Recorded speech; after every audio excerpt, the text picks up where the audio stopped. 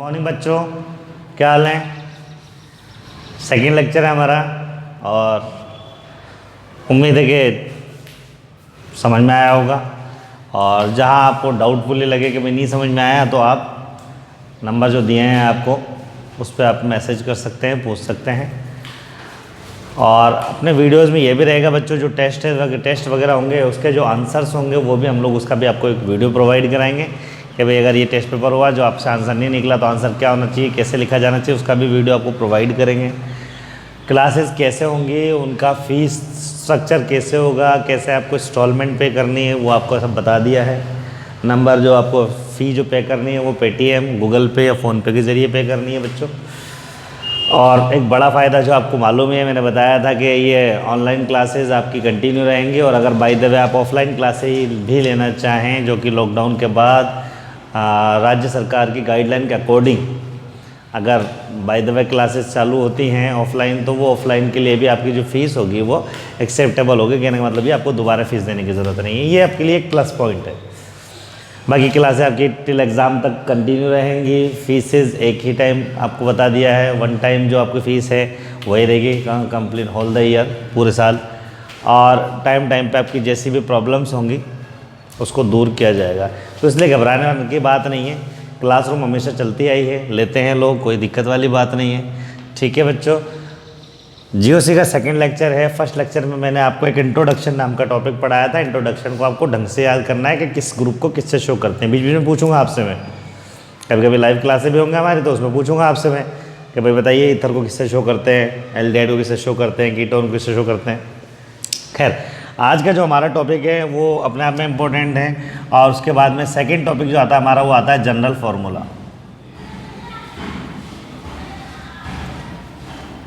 General formula जिसको बोलते हैं हम लोग सामान्य सूत्र। क्या बोलते हैं बच्चों?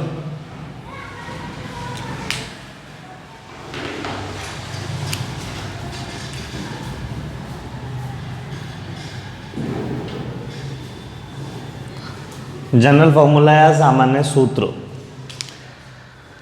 जनरल फार्मूला या सामान्य सूत्र की अगर हम लोग बात करें बच्चों तो बहुत इंपॉर्टेंट क्वेश्चन आते हैं इससे जनरल फार्मूला बनाने के, और आपको आना चाहिए। और मैं इतनी शॉर्ट ट्रिक आपको दूंगा कि एक नंबर का क्वेश्चन आपका आसानी से हो जाएगा। जनरल फार्मूला या सामान्य सूत्र की बात करें तो हमने कई बार बचपन में पढ़ा है 10th क्लास में कि एल्केन क्या होता है CnH2n+2, एल्केन क्या होता है CnH2n, एल्काइन क्या होता है CnH2n-2। लेकिन हमें हर एक फंक्शनल ग्रुप का, चाहे वो हमारे पास में एल्किल हैलाइड हो, चाहे वो एल्कोहल हो, चाहे वो ईथर हो, चाहे एल्डिहाइड हो, कीटोन हो, कार्बोक्सिलिक एसिड हो, तो हमें हर एक कंपाउंड का, हर एक फंक्शनल ग्रुप का यूँ कह सकते हैं जनरल फार्मूला आना चाहिए। We should know about the general formula of the compound.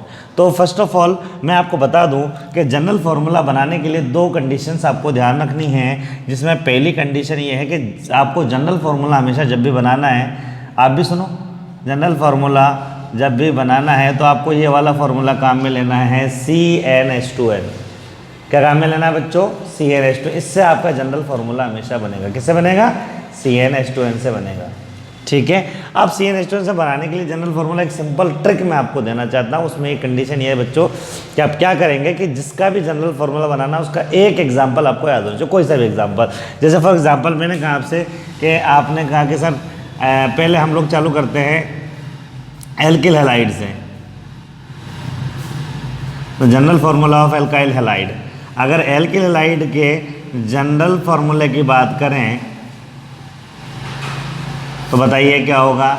आपका सबसे पहले एल्किल हैलाइड को कोई एग्जाम्पल याद होना चाहिए। मान लीजिए आपने कहा सर मुझे एल्किल हैलाइड का एक फार्मूला ये याद है CH3X, ये एक फार्मूला, एक मुझे कंपाउंड याद है CH3X।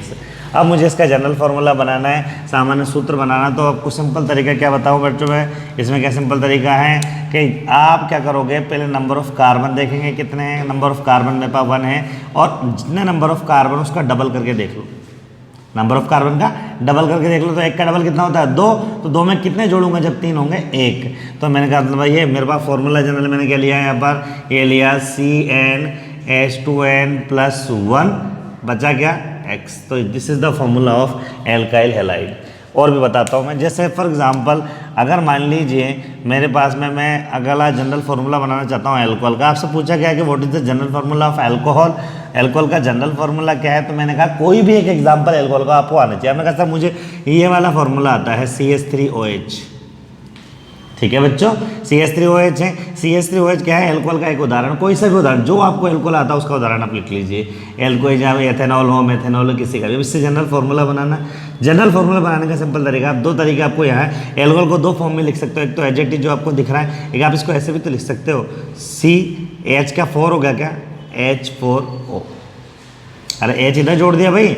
अगर मैं पहले इससे फॉर्मूला बना देता हूँ, तो यहाँ बात करें हम लोग, तो बताइए यहाँ पर कार्बन कितना, एक का डबल करेंगे कितना होता है 2, तो 2 में कितने जोड़ूंगा जब 3 होंगे, आप कहेंगे सर 1, तो मेरे पास फॉर्मूला हो जाएगा CnH2n+1, बचा क्या OH। This is the general formula of alcohol. आप दूसरा फार्मूला भी लिख सकते हैं इस वाले फार्मूले से, ये C1 है क्या, एक का डबल कितना होता है 2, तो 2 में मैं कितने जोड़ूँ कि 4 हो जाए, कितने 2, शाबाश। तो हम ये कहेंगे CnH2n+2O। तो this is the general formula of alcohol. अब सर कौन सा लिखूं, तो बोथ आर एक्सेप्टेबल, ये भी ठीक है, ये भी ठीक है, ठीक है बच्चों। आप चाहे दोनों लिख सकते हैं, आप चाहे एक लिख सकते हैं, बनाना दोनों तरीके के मैंने आपको दिखा दिया है बच्चों, ठीक है। ये ईथर में भी एक्सेप्टेबल है और अल्कोहल में भी। अगर हम लोग बात करें ईथर में, आपसे कहूँ ईथर का जनरल फार्मूला बनाइए, ईथर का आपसे कहा जाए, ये क्या है बच्चों, अल्कोहल। अल्कोहल गौर से सुनना, ईथर की बात करें बच्चों, कोई भी एक ईथर का एग्जांपल बता दो मुझे, कोई भी एक ईथर। आप कहेंगे सर ईथर सिंपल सा ईथर ये वाला है मेरे पास, CH3OCH3 मेथॉक्सीमेथेन। अब इसका जनरल फार्मूला बनाना, तो पहले तो क्या करें हम लोग इसको मिला के लिख देते हैं, मिला के लिख दिया तो कार्बन कितना नजर आ रहा है, बिल्कुल C2। H कितना नजर आ रहा है, क्या हो गया सर आपको, H6 नजर आ रहा है, और फिर एक ऑक्सीजन हो गया। अब मुझे इसका जनरल फार्मूला बनाना है, तो अब मैं क्या करूँगा, 2 का डबल करूँगा, मतलब कार्बन को हमेशा डबल करके देखना है। कार्बन का मैं डबल करूँगा तो 2 का डबल मेरे पास में 4 होता है, तो 4 में मैं कितने जोड़ूँ, तो ये मेरे पास में 6 हो जाए, 6 हो जाए। आपको सर 2 और प्लस कर दे तो 6 हो जाएगा, फॉर्मूला हो जाएगा CnH2n+2O। आपके सर ये तो अल्कोहल ईथर का फॉर्मूला एक जैसा हो गया, बिल्कुल सही बात है। तो एक बात, एक कंसेप्ट आपको हमेशा याद रखना, the compound which shows similar general formula they are functional isomer of each other. यूँ कह सकते हैं जब दो क्रियात्मक समूह जिनका सामान्य सूत्र समान होता है, लिख लो, जब दो क्रियात्मक समूह जिनका सामान्य सूत्र समान होता है वो आपस में क्रियात्मक समावयवी कहलाते हैं, क्रियात्मक समावयवी कहलाते हैं। क्रियात्मक समावयवी क्या होते हैं, कैसे डील करते हैं, अगला टॉपिक होगा हमारा जब भी हम लोग बात करेंगे।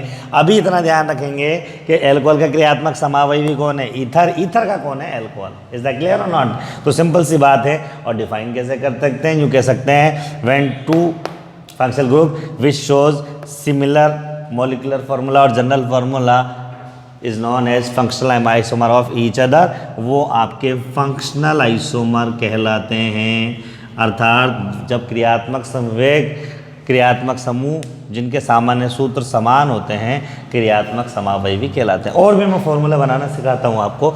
जैसे फॉर एग्जांपल अगर हम लोग आगे चलें, इसमें आगे चलें तो हमारे पास बच्चों अगला एग्जाम्पल ले सकते हैं हम इसके अंदर। एल्कोहल के बाद में, ईथर के बाद में क्या आएगा, मान लीजिए ईथर के बाद में हमने एग्जाम्पल लिया एल्डिहाइड का। किसका लिया बच्चों, एल्डिहाइड का। मुझे बता सकते हैं एल्डिहाइड का कोई एक एग्जाम्पल आप बता दो। आपने कहा सर मुझे ये वाला फॉर्मूला याद है, फॉर्मेल्डिहाइड भी होता है लेकिन आपको मान लो एसिटाल्डिहाइड याद है। मैं कहूँ कोई बात नहीं है, अब आप क्या करोगे, पहले इसको मिला के लिख दीजिए। तो C2 हो गया क्या, बिल्कुल हो गया। H कितना हो गया, 3 और 1 4 हो गया क्या, C2H4 और O हो गया क्या बच्चों, बताइए। अब मुझे क्या करना है, बिल्कुल सही बात है, मुझे डबल करके देखना, किसका, कार्बन का ट्वाइस करके देखना है। तो कार्बन का ट्वाइस कितना होता है, 4, मतलब एग्जैक्ट ट्वाइस ही है, कुछ जोड़ने की ज़रूरत नहीं है। मतलब फॉर्मूला होगा CnH2n, क्योंकि बनना इससे ही है आपका फॉर्मूला। ठीक है, बचा क्या, रिमेनिंग चीज़ क्या बची, ऑक्सीजन, तो ये आ गया ऑक्सीजन। तो this is the general formula of aldehyde. अब कीटोन का आपको जनरल फार्मूला बनाना है तो कीटोन लिख देते हैं। ये एल्डिहाइड हो गया बच्चों आपका, एल्डिहाइड। कीटोन की बात करें तो कोई भी एक एग्जाम्पल कीटोन का मालूम हो आपको, बताइए, मालूम है। बिल्कुल आप कहोगे सर मुझे ये एसीटोन का फॉर्मूला मालूम है, CH3CO CH3। ठीक है बच्चों, अब अगर हम लोग बात करें इसको तो मिला के लिख लें। मिला के लिखोगे आप क्या आ जाएगा, C3H6 देन O, यही तो होगा। फिर क्या करते हैं, बिल्कुल सही है, कार्बन को डबल करके देखते हैं क्या नजर आ रहा है, एग्जैक्ट डबल ही है क्या। आप कहोगे सर हाँ बिल्कुल 3 का डबल 6 होता है, कुछ ऐड करने की जरूरत नहीं, शायद डायरेक्ट फॉर्मूला CnH2nO। क्या ये दोनों एक जैसे हैं क्या, तो यूँ कह सकते हैं these are functional isomer of each other. यूँ कह सकते हैं एल्डिहाइड कीटोन का तथा कीटोन एल्डिहाइड का क्या बच्चों, क्रियात्मक समावयवी है। तो सिंपल तरीका क्या बनाना है, कोई भी एक एग्जाम्पल लो जिसका फॉर्मूला बना, उसके पहले सदस्य को बोला भाई इधर आने के बाद में कहोगे भाई तेरे पास कार्बन कितने हैं, हाइड्रोजन कितने हैं, सबको एक जगह मिला के लिख दो। फिर क्या करोगे, कार्बन जितना उसका डबल करके देख लो, डबल में जितने बढ़ाने या घटाने हाइड्रोजन से पता लग जाएगा, उतने CnH2n में प्लस कर देंगे या माइनस कर देंगे। उसके बाद में जो रिमेनिंग ग्रुप था उसको लिख देंगे, जनरल फॉर्मूला बनकर आपका तैयार हो जाएगा। ठीक है, और आगे लिख देते हैं, we have a lot of examples. आगे चल बात करते हैं हम लोग। इसके बाद में आगे हम लोग बात करें बच्चों, तो अगला एग्जाम्पल हम लोग ले सकते हैं यहाँ पर कार्बोक्सिलिक एसिड का। कार्बोक्सिलिक एसिड की बात कर रहे हैं, we are talking about carboxylic acid. अगर हम लोग कार्बोक्सिलिक अम्ल की बात करें, कार्बोक्सिलिक अम्ल की बात करें, देन हमें कोई भी एक एग्जांपल याद होना चाहिए। आपको सर मुझे याद है CH3COOH, बिल्कुल सही है। क्या करेंगे पहले, आपको सर पहले मिला के लिख दो, लिख देते हैं C कितना 2 सही है, H कितना 4 ठीक है, O कितना 2 सही है। और आप चाहो सर मैं तो ऐसे लिखना चाहता हूँ बस C तो वैसे भी लिख सकते हो आप, कैसे कि इसको अलग मान लो इसको अलग मान लो, लेकिन वो क्या इससे भी लिख सकते हो, दोनों तरीके से कर सकते हो, कोई दिक्कत नहीं है। आप क्या करोगे बताओ, वो आप कहोगे सर मुझे डबल करके देखना है, बिल्कुल डबल करो, C2H4 4 हो गए, डबल ही है ना, जस्ट कुछ जोड़ने की जरूरत है नहीं है। क्या बनेगा बताओ फॉर्मूला, आप कहेंगे सर जनरल फॉर्मूला बन जाएगा CnH2nO2। This is the general formula of carboxylic acid. उसके बाद बात कर रहे हैं बच्चों हम लोग एस्टर की बात करें, we are talking about ester. अगर एस्टर की बात करें बच्चों तो क्या होगा, आपको एस्टर का फॉर्मूला बताया था RCOOR, बताया था कि नहीं बताया था। इसी को CH3 मान लेता हूँ मैं, तो मेरे पास में हो जाएगा CH3COOCH3। ये लीजिए, this is the example of ester. अब इसका जनरल फॉर्मूला बनाना है आपको तो बना सकते हैं। कार्बन कितने हैं 1 2 3, बिल्कुल सही है। हाइड्रोजन कितने नजर आ रहे हैं 3 और 3 6, H6, O कितने नजर आ रहा है 2। जस्ट डबल ही है क्या, कुछ जोड़ना है नहीं जोड़ना है। फॉर्मूला बता सकते हैं, बिल्कुल बता सकते हैं। फॉर्मूला क्या बन जाएगा, फॉर्मूला बन जाएगा CnH2nO2। बताओ आपस में क्या कहलाएंगे, क्या कहलाएंगे, फंक्शनल आइसोमर। क्यों, मैंने बताया वे यौगिक जिनका सामान्य सूत्र समान होता है आपस में एक दूसरे के क्रियात्मक समावयवी कहलाते हैं। These are known as functional isomer of each other. Is the clear और नॉट। आगे चलते हैं बच्चों, इसके बाद में हमारे ही सिलेबस में आगे चलेंगे हमारे, तो आ जाएगा बच्चों अमाइन ग्रुप। अमाइन ग्रुप की बात करें, यहाँ एक टेक्निकल चीज़ अमाइन ग्रुप में जो आपको याद करनी है, it is very very important, सुन लीजिए। देखो बच्चों अमाइन की बात करेंगे, आप भी सुनेंगे, अमाइन की बात करेंगे तो देखो बच्चों, अगर आप जानते हैं ये हमारे पास में है 1 डिग्री अमाइन, ये हमारे पास में है 2 डिग्री अमाइन, और ये मेरे पास में है 3 डिग्री अमाइन। यह एक बात जो मैं आपको बताना चाहता हूँ वो ये है बच्चों, और बिल्कुल ख़ास बात है, बिल्कुल गौर से सुनेंगे, पूछा जाता है एग्ज़ाम में, इसलिए आपको बता रहा हूँ।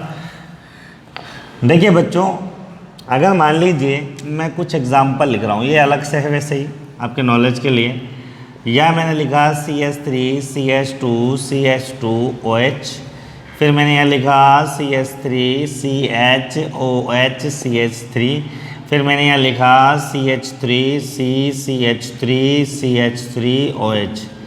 कौन सी डिग्री अल्कोहल है 1 डिग्री, ये कौन सी डिग्री 2 डिग्री, ये कौन सी डिग्री 3 डिग्री। 1 डिग्री का मतलब प्राइमरी कह सकते हैं, प्राथमिक कह सकते हैं, ठीक है। 2 डिग्री का मतलब द्वितीयक कह सकते हैं या सेकेंडरी कह सकते हैं, और 3 डिग्री का मतलब तृतीयक कह सकते हैं, तृतीयक कह सकते हैं या टर्शरी कह सकते हैं। अब मैं बात बताऊं आपको कि कोई भी क्रियात्मक समूह, कोई भी क्रियात्मक समूह अगर आपका जिस कार्बन से जुड़ा हो, अगर वो कार्बन एक कार्बन से जुड़ा होता है तो 1 डिग्री कहलाता है। अगर कोई क्रियात्मक समूह जिस कार्बन से जुड़ा हो, अगर वो वाला कार्बन 2 कार्बन से जुड़ा होता है तो वो 2 डिग्री कहलाता है। समझ में आ रहा है बच्चों आपका। और अगर मान लीजिए कोई कार्बन कोई भी क्रियात्मक समूह जिस कार्बन से जुड़ा हो, अगर वो 3 कार्बन से जुड़ा होता है तो 3 डिग्री कहलाता है। तो यूँ कह सकते हैं the degree of carbon depends on near by carbon which attached that. तो यूँ कह सकते हैं कि पास वाला कार्बन, जो क्रियात्मक समूह से जो कार्बन जुड़ा होता है, हमें एक्चुअल में उसको देखना होता है उसका कांटेक्ट कितने कार्बन से है, उसके नियर बाय कितने कार्बन, उसके पड़ोसी कितने कार्बन से उसके अंदर बॉन्डिंग है, उसके बेस पर वो 1 डिग्री 2 डिग्री और 3 डिग्री होता है। तो यहाँ बात यहाँ अगर मान लीजिए OH की जगह हेलोजन होता तो 1 डिग्री हेलाइड हो जाता, ये 2 डिग्री हेलाइड हो जाता, ये 3 डिग्री हेलाइड हो जाता। समझ में आ रही है बच्चों आपको। तो यूँ कह सकते हैं the degree of the compound will be decided on the basis of carbon which is attached with functional group. क्रियात्मक समूह से जुड़े कार्बन के अकॉर्डिंग उसकी डिग्री डिसाइड होती है। समझ में आ गया बच्चों। जिस कार्बन से जुड़ा होगा क्रियात्मक समूह, उस कार्बन को चेक करना वो कितने से जुड़ा। लेकिन फॉर योर काइंड इन्फॉर्मेशन, केवल और केवल पूरी ऑर्गेनिक में मैं अगर बात करूं आपसे अमाइन की, और मैं यहाँ लिख दूं, यहाँ पर मैंने OH को हटा करके लिख दिया NH2, यहाँ इसको हटा के लिख दिया NH2, इसको हटा के लिख दिया NH2, तो ये 1 डिग्री है, ये 2 डिग्री नहीं है, ये 3 डिग्री नहीं है, दीज आर ऑल 1 डिग्री। केवल अमाइन ऐसे कंपाउंड्स हैं जो नंबर ऑफ कार्बन पे डिपेंड नहीं करते हैं। If you want to write 1 degree amine then you have to attach NH2। If you want to write 2 degree amine then you have to attach NH, and if you want to write 3 degree amine then you have to attach N।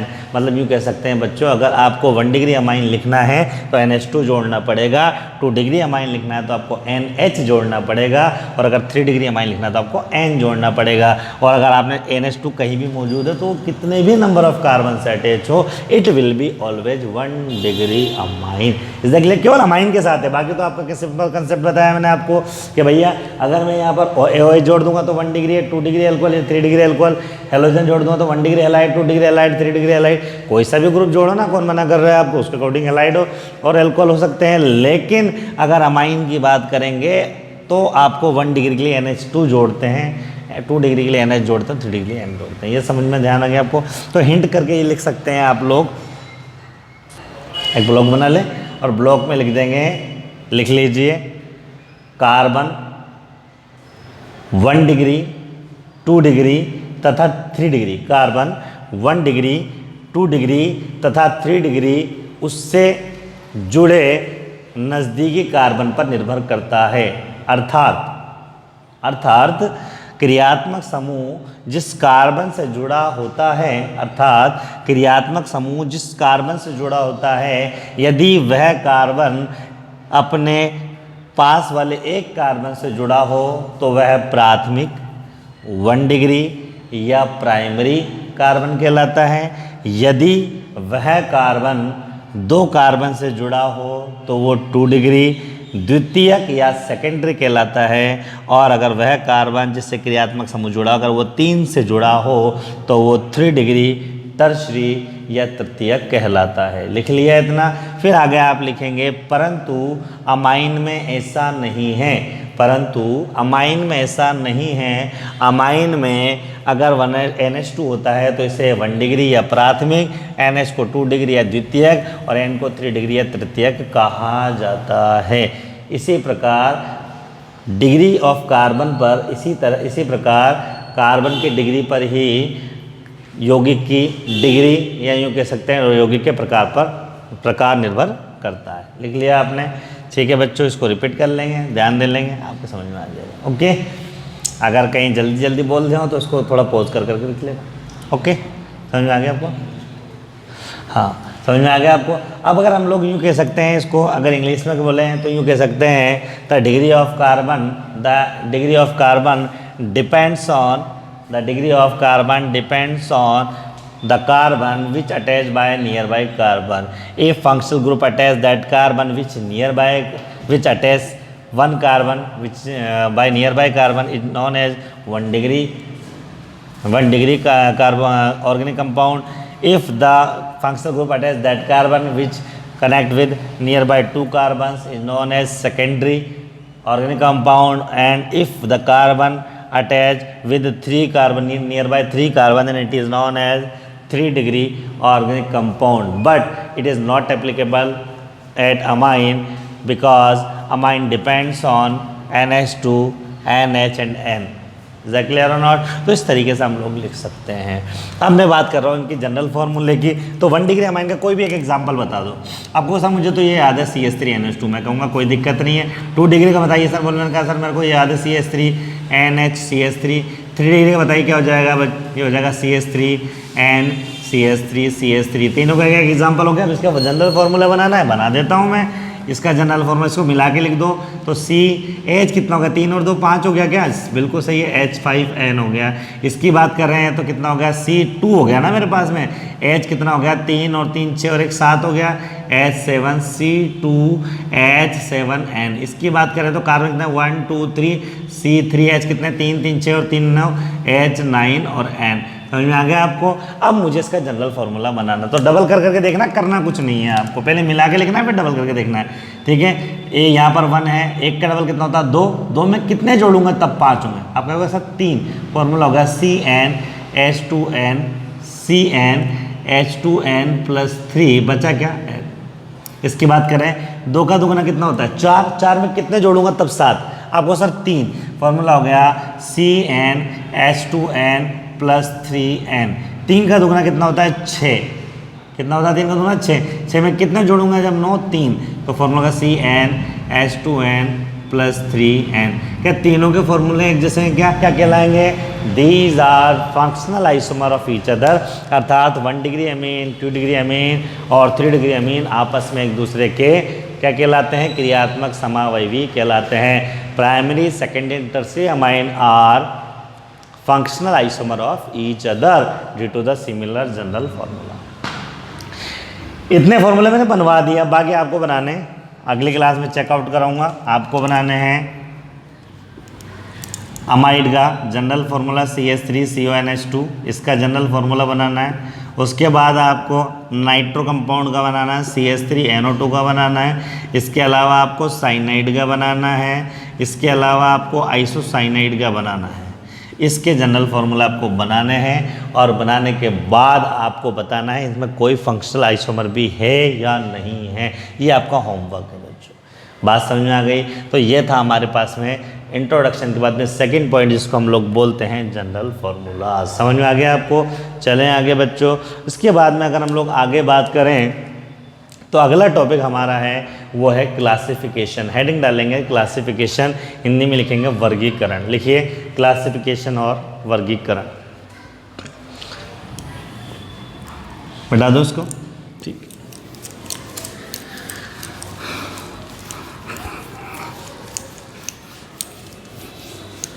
Next topic क्या है बच्चों, next topic is classification.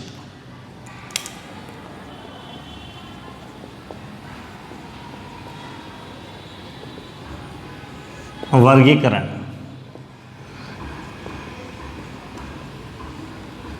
Classification of वर्गीकरण।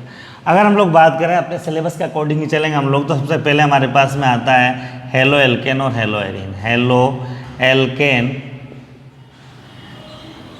Hello arene.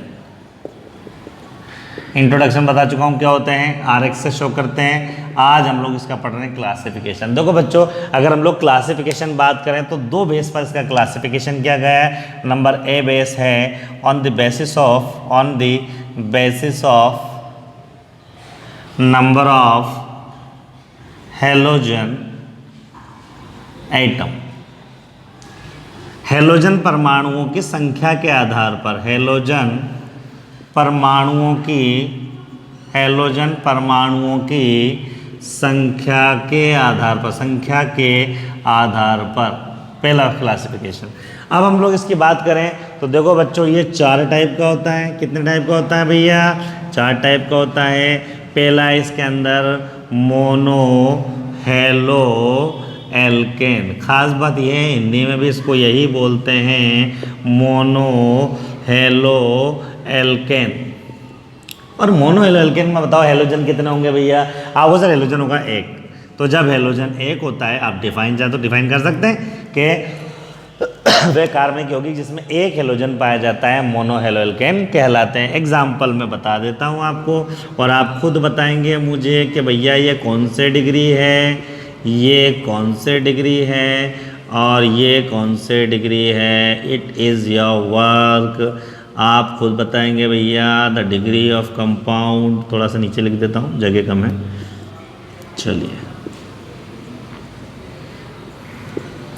ये बताइए, halogen 1 degree, ये 2 degree, ये हो गया 3 डिग्री। क्यों हो गया? डिग्री बताया था। हेलोजन जिस कार्बन से जुड़ रहा है वो 1 से जुड़ रहा है, 1 डिग्री। हेलोजन जिस कार्बन से अटैच है वो 2 से जुड़ रहा है, 2 डिग्री। हेलोजन जिस कार्बन अटैच है वो 3 से जुड़ रहा है, क्या जाएगा 3 डिग्री। तो जो कह सकते हैं, the example of mono halo alkene is 1 degree, 2 degree and 3 degree. दूसरी बात करें, अगर हेलोजन 2 होते हैं बच्चों, तो उसको बोलते हैं हम लोग डाई हेलो एल्केन। क्या बोलते हैं बच्चों? Di halo alkane. We are talking about di halo alkane. Di halo alkane में बता सकते हैं कितने हेलोजन होंगे? आप कहेंगे सर हेलोजन होते हैं 2। नाम हो गया डाई हेलो एल्केन। यहाँ बहुत इंपॉर्टेंट बात है कि हेलोजन 2 होंगे। 2 हेलोजन 2 होंगे तो कंडीशन ही मुझे बताओ भैया कि इसमें कितने हेलोजन, ये बताओ आप तो मुझे, इसमें कितने हेलोजन हैं? फिर मुझे बताओ आप, इसमें कितने हेलोजन हैं?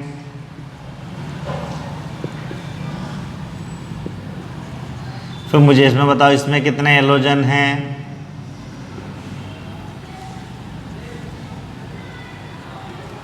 हाँ भाई बताइए, इसमें कितने हेलोजन? आपको को सर हेलोजन इसमें 2 हैं, तो ये भी डाई हेलो एल्केन है। इसमें कितने हेलोजन है? 2 हेलोजन है। ठीक है, इसमें कितना? उसमें तो सारे एग्जाम्पल क्या है? डाई हेलो एल्केन के। लेकिन एक बात जो इंपॉर्टेंट, ये देखो मैंने चला के लिखा है ऐसे। अब इसको ऐसे भी लिख सकते हो, CH Cl2।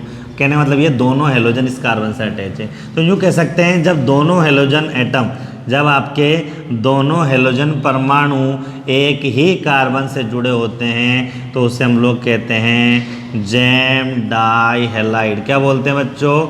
Jam di halide. क्या बोलते हैं बच्चों? बताओ क्या बोलते हैं? Gem di halide. when both halogen atom attach with a single carbon or similar carbon is known as jam dihalide. So it is the example of jam dihalide. समझ आ गया आपको? बहुत सारे एग्जाम्पल लिख सकता हूँ मैं, ऐसे भी लिख सकता हूँ CH3CCl ये भी जेम डाइलाइड का एग्जाम्पल है। ठीक है, तो सीधी सीधी डेफिनेशन क्या होगी जेम डाइलाइड की? लिख सकते हैं आपको, when both halogen atom attach with similar carbon known as gem dihalide. जब दोनों हेलोजन परमाणु एक ही कार्बन पर जुड़े होते हैं तो उसे बोलते हैं हम लोग जेम डाइलाइड। इसकी बात करें, आपको हेलोजन आपको नजर आ रहे होंगे यहाँ पर, यहाँ भी 2 हेलोजन है लेकिन पास पास वाले कार्बन पर हैं। तो कह सकते हैं when halogen atoms are attach with adjacent carbon और नियर बाई कार्बन। जब हेलोजन परमाणु निकटवर्ती कार्बन पर उपस्थित होते हैं तो इसको बोलते हैं विसिनल डाइहैलाइड। क्या बोलते हैं बच्चों? विसिनल डाइहैलाइड। अंग्रेजी में भी विसिनल ही बोलते हैं, शॉर्ट में इसको विस लिख देते हैं, विस डाइहैलाइड भी लिखते हैं। ठीक है बच्चों, तो विसिनल का मतलब हो गया when both halogen atom attach with the near by carbon और the adjacent carbon is known as vicinal dihalide. जब हेलोजन परमाणु निकटवर्ती कार्बन पर उपस्थित होते हैं तो इसे विसिनल या सनिधि भी बोलते हैं, डाइहैलाइड कहा जाता है। और जो कह सकते हैं जब हेलोजन 2 हो लेकिन कॉर्नर पे उपस्थित हो, जब halogen corner of the carbon chain attach हो तो इसको बोलते हैं बच्चों हम लोग अल्फा ओमेगा या विलगित डाइहैलाइड, अल्फा ओमेगा और आइसोलेटेड डाइहैलाइड, आइसोलेटेड डाइहैलाइड।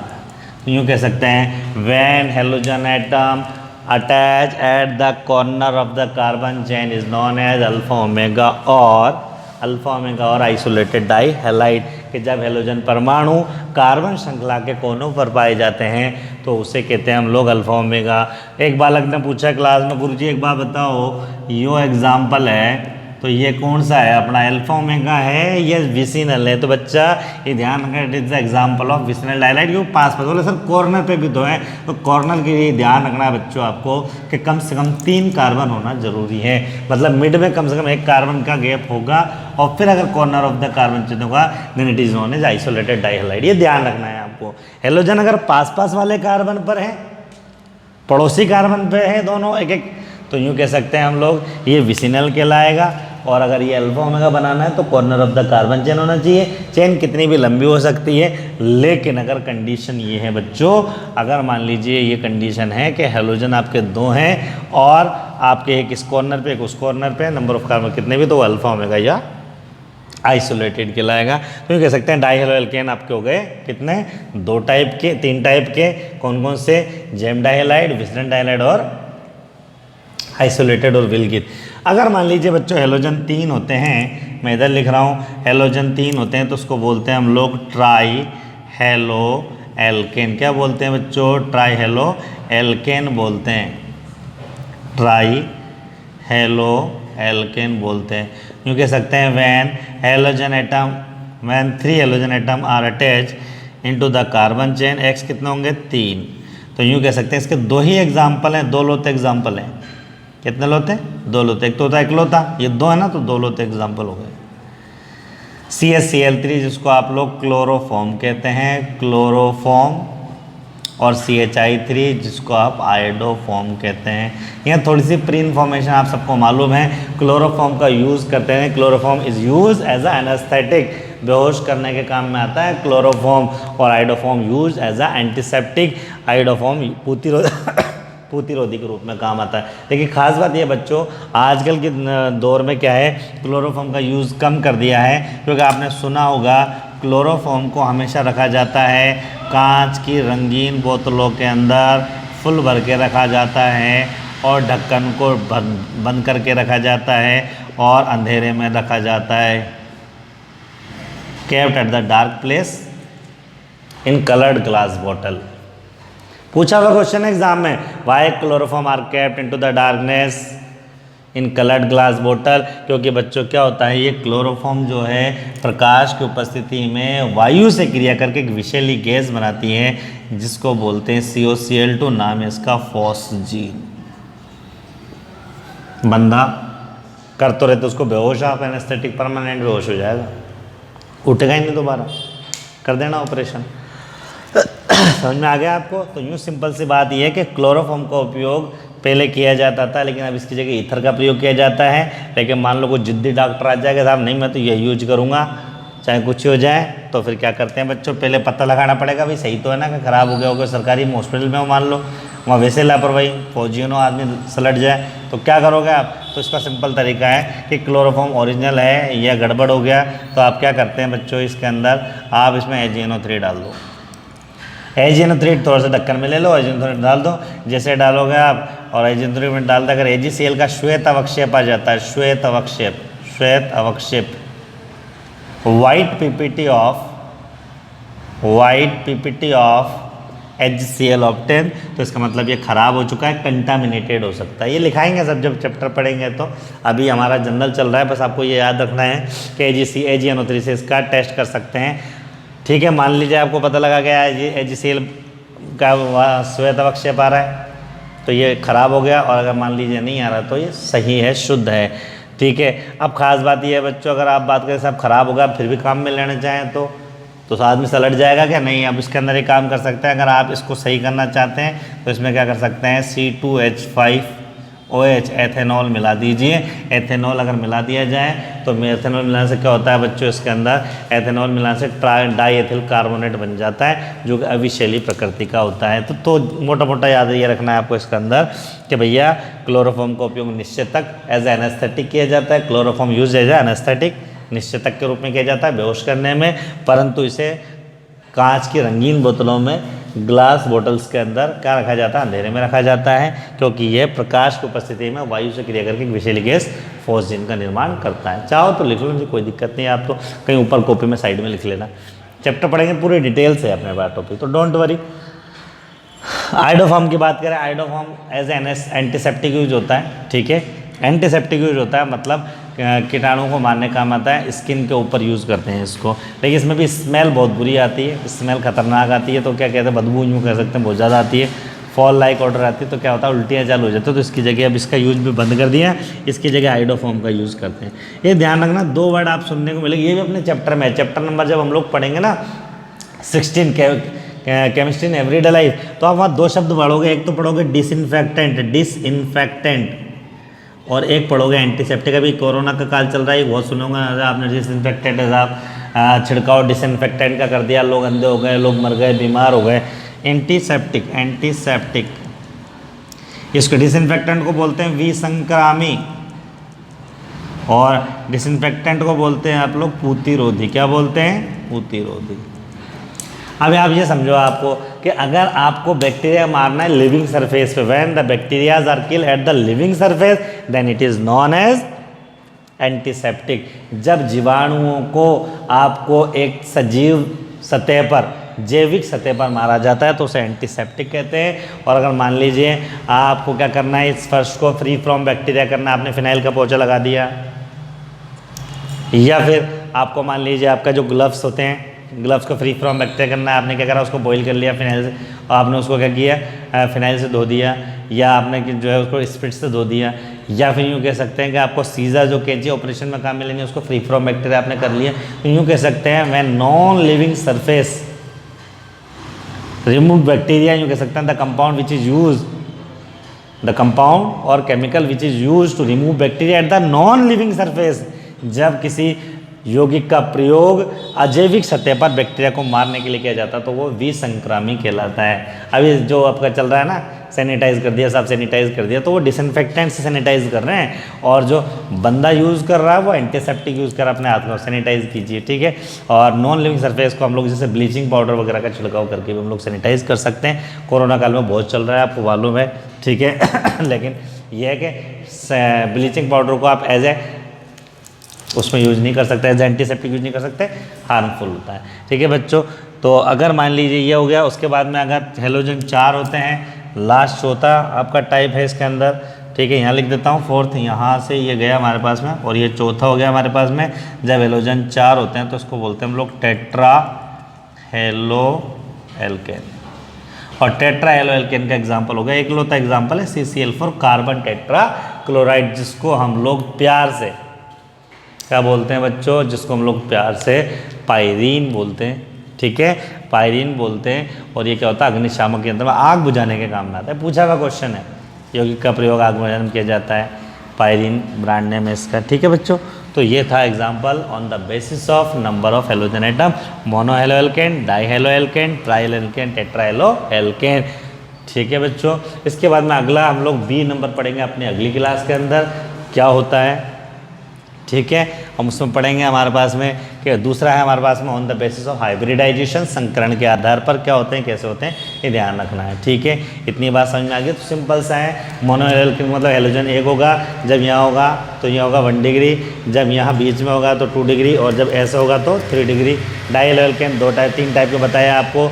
जब हेलोजन आपके एक ही कार्बन पर उपस्थित हो तो कहलाएगा आपका जैम, जब पास वाले कार्बन पे हो तो विसिनल, और at the corner of the carbon chain होगा तो क्या कहलाएगा, अल्फा ओमेगा या आइसोलेटेड। उसके बाद बताया ट्राइल एल्केन, 2 एग्जांपल पता है, क्लोरोफॉर्म और आइडोफॉर्म। क्लोरोफॉर्म का उपयोग निश्चेतक के रूप में किया जाता है, अंधेरे में रखा जाता है, कांच की बोतलों में रखा जाता है, ठीक है बच्चों। वायु से क्रिया करके एक विषैली गैस, पॉइजनस गैस बनाता है, फॉस्जीन जिसका नाम है, ठीक है बच्चों।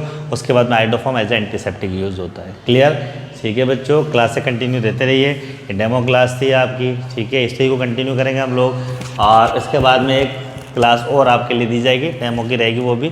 उसके बाद में फिर क्या होगा बच्चों, उस क्लास के बाद में आपकी पे क्लासें होंगी, मतलब आपको रिमूव कर दिया जाएगा ग्रुप से, फिर आपको स्पेशल कोड दिया जाएगा। कंटिन्यू करने के लिए आप अपना रजिस्ट्रेशन को जो है कंफर्म कराएंगे, ठीक है, पेमेंट के जरिए। और कोई भी डाउट्स होंगे तो आप फ़ोन नंबर आपको दिए जाएंगे, जिस पर आप आपको टाइमिंग दिया जाएगा, डाउट्स के लिए आप फ़ोन करके मालूम कर सकते हैं, आपको मिस कॉल करना है या फ़ोन करना है, आपको जवाब मिल जाएगा। ओके बच्चों, और ये बच्चों एक्चुअल में क्या है, आपके लिए गोल्डन अपॉर्चुनिटी है। आप अपनी पढ़ाई कर सकते हो। मेरे जो दोस्त हैं वो कहीं भी हो, किसी भी कोने में हो, अपने बैठ करके अपनी पढ़ाई को चालू रख सकता है। और अगर वो जयपुर से ही है और आसपास के एरिया से हैं तो तीनों जगह से कहीं भी क्लास ज्वाइन करके उसको फ़ायदा ये हो सकता है कि वो अपनी क्लासेस को जारी रख सकता है। और बड़ा फ़ायदा बच्चों उसको ये होगा, बड़ा फ़ायदा उसको ये होगा बच्चों कि वो ऑनलाइन और ऑफलाइन दोनों क्लास एक ही पेमेंट में ले सकता है। ये बड़ा फ़ायदा है आपको, ठीक है। तो अपने दोस्तों को बताते रहिए, ठीक है। भाई क्लासेस इमरान सर की चालू हो गई हैं, सिलेबस जल्दी निपटाने की कोशिश करेंगे हम लोग। देखिए अब गवर्नमेंट कितना सिलेबस कम करती है नहीं करती है, लेकिन हमारे जो कम्पिटिटिव लेवल को हम लोग लेके चलेंगे ताकि आप कंपटीशन में भी अगर यहाँ से कोई क्वेश्चन बनता है तो आप आसानी से कर सकें। ओके बच्चों, ठीक।